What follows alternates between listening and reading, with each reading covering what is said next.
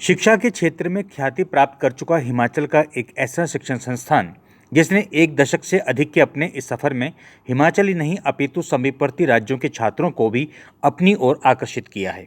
आपको बताते चलें कि यह संस्थान बच्चों को बेहतर शिक्षा प्रदान करने के लिए वचनबद्ध ही नहीं है, बल्कि बच्चों को गुणात्मक शिक्षा भी प्रदान कर रहा है। इस संस्थान का कहना है कि उनके संस्थान से पढ़े बच्चे हर क्षेत्र में अपना नाम रोशन करें। इसके लिए उचित विचार विमर्श और बच्चों के हितों को ध्यान में रखते हुए वर्ष 2014 में इस संस्थान की स्थापना की गई। आपको बताते चलें कि एक दशक से अधिक के समय में इस संस्थान से लगभग 350 छात्र मेडिकल क्षेत्र में आगे निकले हैं। इनमें से कुछ बच्चे देश और प्रदेश के विभिन्न मेडिकल कॉलेजों में पढ़ाई कर रहे हैं, जबकि कुछ डिग्री हासिल कर चिकित्सा के क्षेत्र में अपनी सेवाएं दे रहे हैं। इतना ही नहीं, करीब 250 बच्चे देश के प्रतिष्ठित इंजीनियरिंग संस्थान में अध्ययनरत हैं। ऐसे में अब यह संस्थान कांगड़ा और चंबा के बच्चों के सुनहरे भविष्य को संवारने के लिए इस वर्ष 2 फरवरी से धर्मशाला में अपनी एक ब्रांच खोलने जा रहा है। ये संस्थान कोई और नहीं बल्कि घुमारवीं का जाना पहचाना नाम मिनर्वा स्टडी सर्कल है। बच्चों को बेहतरीन शिक्षा मिले, इसके लिए इस संस्थान की क्या योजना है, आइए हम सीधे इस संस्थान के सीएमडी राकेश चंदेल से बात करते हैं। धर्मशाला में पहले से कई शिक्षण संस्थान कार्यरत हैं। हर संस्थान में प्रतियोगिता है, ऐसे में आप धर्मशाला में प्रवेश कर रहे हैं, क्या कहना चाहेंगे? तो मैं बताना चाहूँगा कि 2 फरवरी को हमारे मिनर्वा स्टडी सर्कल का सिद्धवाड़ी में क्लॉक टावर के सामने हमने अपना इंस्टीट्यूशन जो है वो एस्टेब्लिश किया है। उस पर ओपनिंग होने जा रही है। मैं सभी लोगों से ये आह्वान करना चाहूँगा कि आप हमारे इंस्टीट्यूशन में ओपनिंग डे के लिए भी आएँ और उसके बाद भी एक बार हमारे इंस्टीट्यूशन को जरूर विज़िट करें, हमारे सिस्टम को समझें कि हम किस तरह से जो है वो कोचिंग जो है वो बच्चों को प्रोवाइड करने जा रहे हैं। इससे पहले कि मैं बताऊं कि हम लोग क्या करने जा रहे हैं, मैं पहले थोड़ा अपना इतिहास बताना चाहूँगा कि हमारा इंस्टीट्यूशन मिनर्वा स्टडी सर्कल 2014 से घुमारवीं में नीट, जेई, एनडीए, सीयूटी इन कॉम्पिटिटिव एग्ज़ाम की कोचिंग जो है वो प्रोवाइड कर रहा है। इन 10 सालों में हमारे इंस्टीट्यूशन से एमबीबीएस के लिए जो गवर्नमेंट कॉलेज के लिए बच्चे सेलेक्ट हुए हैं उन पे नंबर 350 से अधिक हो चुका है। आईआईटी, एनआईटी, डीयू इस तरह के एस्टीम्ड जो कॉलेज रहते हैं इंजीनियरिंग के लिए, वहाँ पे हमारे 250 से अधिक बच्चे जो हैं वो एडमिशन पा चुके हैं। 2024 में हमारे 52 बच्चों की सिलेक्शन एमबीबीएस के लिए हुई है और 26 बच्चे जो हैं वो एनआईटी और डीयू में जो हैं हमारे बच्चे जो हैं वो सिलेक्ट हुए हैं। हमने धर्मशाला को ही क्यों चूज़ किया हिमाचल में, तो देखिए हमारे पास घुमारवीं में कांगड़ा, धर्मशाला, पालमपुर, चंबा यहाँ के बहुत से बच्चे जो हैं वो पहुँचते थे। तो लोगों का ये रहता था कि हमारे को ट्रैवलिंग बहुत हो जाती है, बच्चे को घर आने जाने में दिक्कत होती है, तो क्यों ना आप हमारे कांगड़ा डिस्ट्रिक्ट के अंदर कहीं पे इस इंस्टीट्यूशन को एस्टेब्लिश करें। तो हमने देखा कि यहाँ से जो बाकी पहले से कोचिंग इंस्टीट्यूट एस्टेब्लिश्ड हैं वो बहुत अच्छा कर रहे हैं। तो मुझे पर्सनली मेरा मानना है कि जहाँ पे जितना ज़्यादा कंपटीशन होगा बच्चों को उतना ही अच्छा एनवायरनमेंट मिलेगा। ये चीज़ें सिर्फ क्लासरूम की पढ़ाई पे डिपेंडेंट नहीं होती हैं कि सिलेक्शन कितनी होनी है, वो डिपेंड करती है कि आपके अराउंड में एनवायरनमेंट क्या है।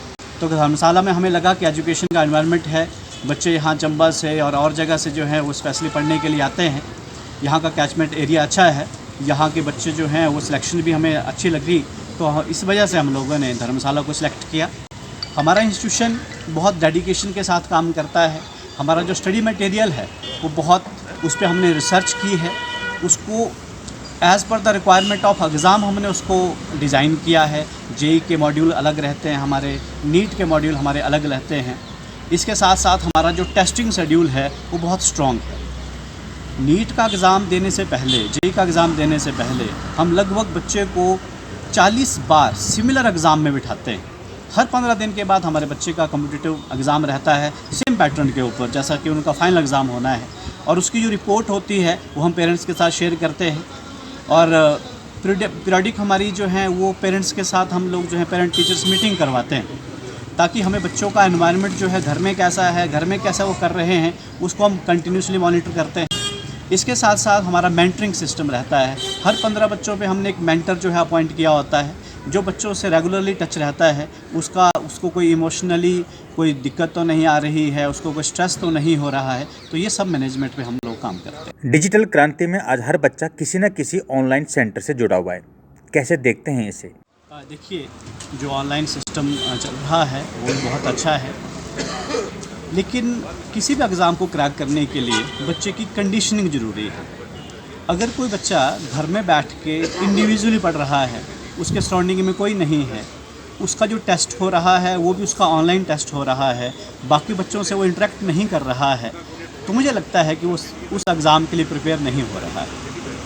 उसको किसी न किसी इंस्टीट्यूशन में जाना चाहिए, टीचर्स के साथ उसको कंटिन्यूटी में फिज़िकल में बात करनी होगी, क्योंकि ये एग्ज़ाम स्ट्रेस क्रिएट करता है। जैसे जैसे एग्ज़ाम की डेज़ नज़दीक आते हैं, बच्चे के ऊपर प्रेशर बढ़ जाता है, और सबसे बड़ा प्रेशर होता है कि मैं सिलेबस में से किस चीज़ के ऊपर ज़्यादा फोकस करूं, कौन सा स्टडी मटेरियल मेरे को पढ़ना चाहिए, कौन सा नहीं पढ़ना चाहिए। देखिए, ऑनलाइन में तो इतना स्टडी मटेरियल प्रेजेंट है कि अगर बच्चा सारा पढ़ने लग गया तो वो भटक जाएगा।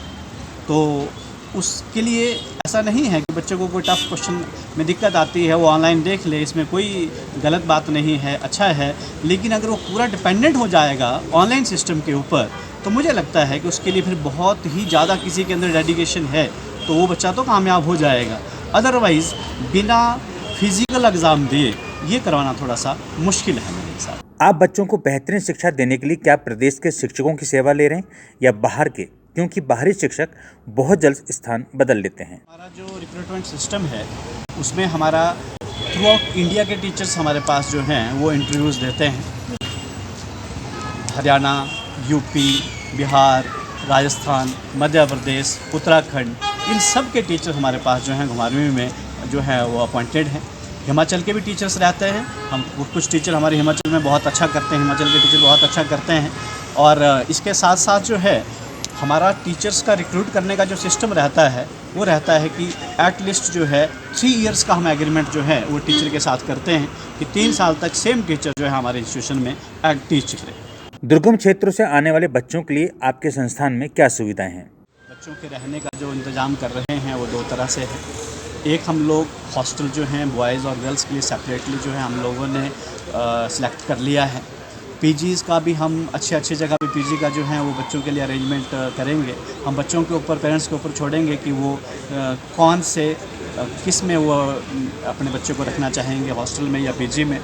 हम खाने का ख़ास ध्यान रखेंगे, और साथ में बच्चों की अगर किसी की फाइनेंशियल, क्या आपके संस्थान में बच्चों के मोबाइल लाने या इस्तेमाल करने पर प्रतिबंध रहेगा? हम मोबाइल को मैक्सिमम अवॉइड करते हैं।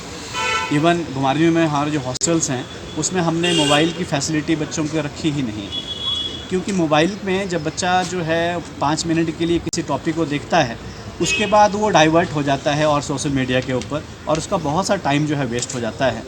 हम अवॉइड करते हैं कि किसी भी व्हाट्सएप ग्रुप के ऊपर जो है वो बच्चे को कुछ होमवर्क भेजा जाए। फिज़िकली ही हम होमवर्क प्रोवाइड करते हैं। हमने व्हाट्सएप ग्रुप बनाया होता है, बट वो पेरेंट्स का होता है कि जैसे कभी कोई इन्फॉर्मेशन देनी है, बच्चे का रिजल्ट शेयर करना है, तो वो जो हमारा व्हाट्सएप ग्रुप होता है वो स्पेशली पेरेंट्स के लिए होता है। किसी भी बच्चे को हम उस व्हाट्सएप ग्रुप में ऐड नहीं करते। हमेशा ये गाइड करते हैं कि आपका ये जो एग्ज़ाम हो रहा है, ये हम इसमें आपकी प्रोग्रेस चेक नहीं कर रहे हैं। हम उसके बेसिस पे बच्चे को एनालिसिस करते ही नहीं हैं। हम इवन पेरेंट्स को समझाते हैं कि बच्चे के अगर मार्क्स कम भी आ रहे हैं, आपने बच्चे के ऊपर स्ट्रेस नहीं क्रिएट करना है। ये एक्चुअल में हम जो एग्ज़ाम लेते हैं वो हर 15 डेज़ के बाद होता है। हम बच्चों को बताते हैं कि ये जो एग्ज़ाम हम आपका ले रहे हैं ये बेसिक आपकी सेल्फ एनालिसिस के लिए है। आप ये देखिए कि पिछले 15 डेज़ में जो आपकी ने पॉलिसी फॉलो करी वो सक्सेसफुल रही कि नहीं रही, क्योंकि अगर हम एग्ज़ाम नहीं लेंगे तो मुझे नहीं पता चलेगा कि मेरी जो पॉलिसी है मैं सही डायरेक्शन पढ़ रहा हूँ कि गलत डायरेक्शन में पढ़ रहा हूँ। तो हम कभी भी बच्चों को जज नहीं करते उनके एग्ज़ाम के मार्क्स के बेसिस पे, और हमेशा मोटिवेट करते हैं कि जितने भी आपके मार्क्स आए नेक्स्ट टाइम इसको और इम्प्रूव करने की कोशिश करिए। किसी तरह का स्ट्रेस आपको नहीं लेना है, क्योंकि मैंने इस तरह से देखा है कि हमारे एग्ज़ाम में बच्चों का जो स्कोर रहता है, वो सपोज़ करो कि कोई बच्चा हमारा 500 के आसपास स्कोर कर रहा है, अगर वो अच्छी तरह से मोटिवेटेड रहता है तो कई बार वो फाइनल एग्ज़ाम में जो है, लास्ट ईयर भी हमारा इस तरह से रहा था, एक बच्चा जो है हमारे पास 500 साढ़े 500 के बीच में नंबर लेता था नीट में, तो उसका फाइनल स्कोर 650 तक पहुंच गया। वो कॉन्फिडेंस की गेम होती है, कॉन्फिडेंस ब्रेक नहीं होना चाहिए।